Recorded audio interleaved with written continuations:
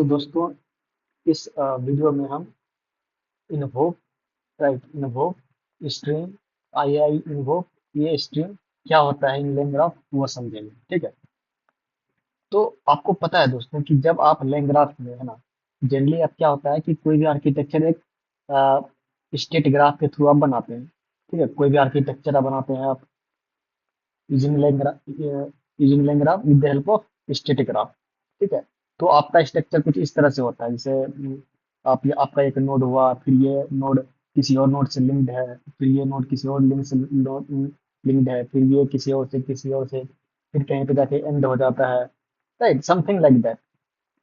तो ये जो आप स्टेट ग्राफ बनाते हो लेन ग्राफ में, जो एक इवेंटिक सिस्टम को डिनोट करता है। तो जब आप इस चीज को बना देते हो, राइट, और जब आप इसको यूज करना चाहते हो, है ना, जब आप इसको रन करवाना चाहते हो इस ग्राफ को आपके इनपुट पे, तो क्या होता है उस समय हम दोस्तों इन्वोक का यूज करते हैं। ठीक है। इन्वोक मेथड का यूज करते हैं जो आपके इस ग्राफ को यहाँ पे पास करता है ना। इसके साथ हम इनपुट डालते हैं, इसके साथ हम इनपुट डालते हैं जो भी होता है ना। और वो इनपुट जो है यहाँ इस हेड नोड जो कह सकते हो आप, है ठीक है, रूट नोड या हेड नोड कह दो, इस हेड नोड के पास ये इनपुट आता है और फिर यहाँ से एग्जीक्यूशन स्टार्ट होता है। और उसके बाद फिर जो भी होता है उस तरह से या तो इस साइड जाएगा या तो इस साइड जाएगा। तो जिस तरह से आपने उस ग्राफ का फ्लो बना रखा है उस तरह से वो वर्क करेगा।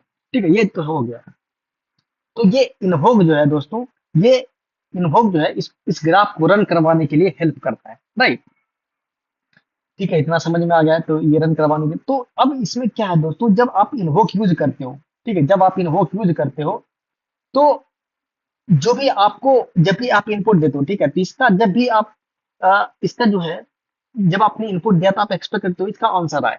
राइट। तो ये डायरेक्ट जो भी होता है इसके बाद रन करने के बाद जहां पे भी इसको एंड दिखता है, तो जहां पे ग्राफ एंड होता है, फिनिश हो जाता है आपका रन होने के बाद, तो आपको एक फाइनल आंसर देता है। ठीक है, जो भी आपने इनपुट दिया है उसके उसके रिस्पॉन्स से डायरेक्ट फाइनल आंसर आपको मिलता है, जो आप जनरली आप रन करते हो लेंग ग्राफ में। राइट। ठीक है, ये है। और दूसरा साइड ये होता है दोस्तों, एक स्ट्रीम होता है। ठीक है, अभी तो हमने इन्वोक देखा, एक होता है स्ट्रीम। ठीक है, स्ट्रीम में भी हम इनपुट डालते हैं और इनपुट के साथ ये हमें आउटपुट देता है। ठीक है, ये भी आउटपुट ही देता है दोस्तों, ये भी, और ये फाइनल आउटपुट जो भी कहेगा आप।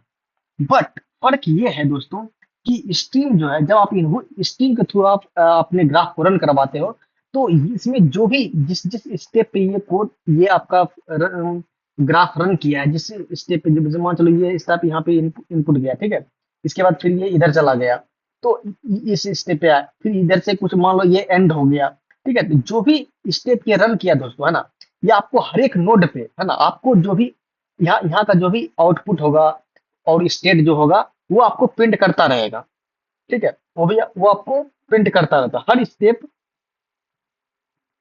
Each step output you get,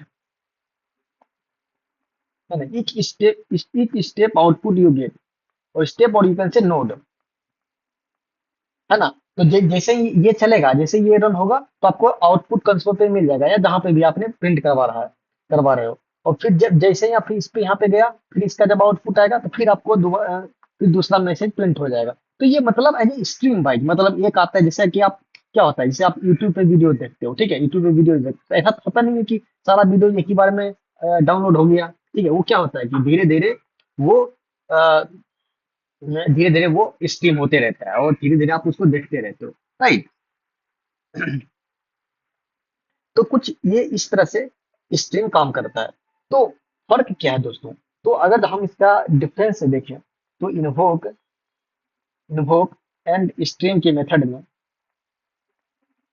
है ना, फर्क ये है दोस्तों, ये दोनों जो है मेथड, पहली बात तो आपके ग्राफ को, है ना, जो भी आपके स्टेट ग्राफ आपने बनाया है, ठीक है, उसको रन कराने के लिए ये हेल्प करता है दोनों में। बट फर्क ये है कि दोस्तों ये इन्वोक जो है ये डायरेक्ट आपको फाइनल आंसर देता है ना, बीच में क्या हुआ, बीच नोड में क्या हुआ उसका आपको आंसर नहीं देता है।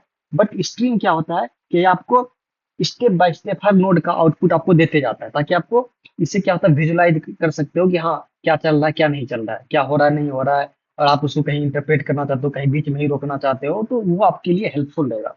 तो जनरली ये कहा जाता है दोस्तों कि स्ट्रीम जो है आप तब यूज करते हो जब आपको अपने कोड को मतलब एज ए डिबगिंग पर्पस के लिए यूज कर रहे हो, राइट? कुछ एरर आ गया, कुछ अभी आप डेवलपमेंट फेज पे हो, तो उस समय आप स्ट्रीम का यूज करोगे, ठीक? ताकि आप हर एक स्टेप आप देख पाओ कि हाँ क्या हो रहा है, नहीं हो रहा है।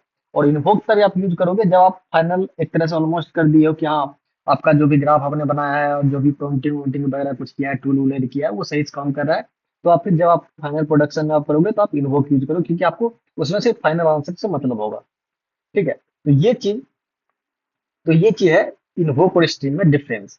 अब दूसरी चीज है कि अब एआई इन्वोक क्या है ना? एआई ये इन्वोक क्या है और ये स्ट्रीम क्या है, ठीक है? तो यहाँ पे जो है ये जो है दोस्तों, ये डिनोट कर रहा है ये सिंक्रोनस को, ये सिंक्रोनस को। ये सिंक्रोनस का मतलब क्या होता है दोस्तों कि, है ना, देखो पहली बात तो जो काम करेगा ये इसी के हिसाब से काम करेगा, और ये स्ट्रीम जो है ये इस स्ट्रीम के हिसाब से काम करेगा। बस फर्क ये है कि ये सिंक्रोनस काम करेगा और ये सिंक्रोनस काम करेगा। इसका फायदा क्या है कि ये सिंक्रोनस का हेल्प ये होता है दोस्तों कि अगर जो कोई भी टास्क है ना, जो भी टास्क आपका रन हो रहा है, अगर वो ज्यादा टाइम ले रहा है, ठीक है, तो वो वहां पे रुका हुआ नहीं रहेगा कोड आपका, ठीक है? वो उसके बदले आप कहें और भी कोई अगर काम ऐसा है जो इंडिपेंडेंट टास्क है, तो वो उस काम को कर सकता है, ठीक है? वो बेनिफिट होता है ये सिंक्रोनस में, है ना?